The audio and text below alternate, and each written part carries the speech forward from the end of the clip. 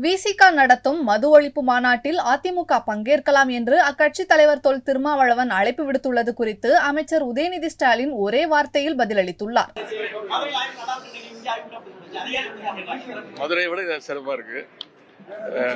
பத்திரிகை நண்பர்களுக்கு வணக்கம்.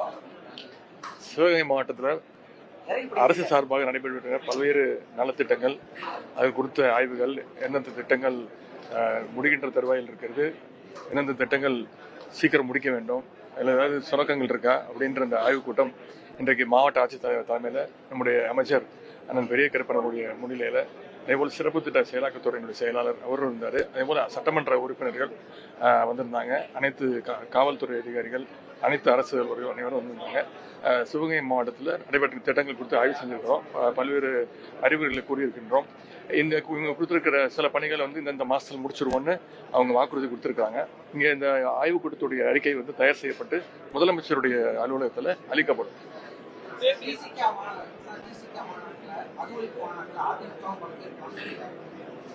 அது அவங்க இஷ்டங்க. இல்ல, பங்கேற்பது அவங்க இஷ்டம். நீ அவங்ககிட்ட தான் கேட்கணும்.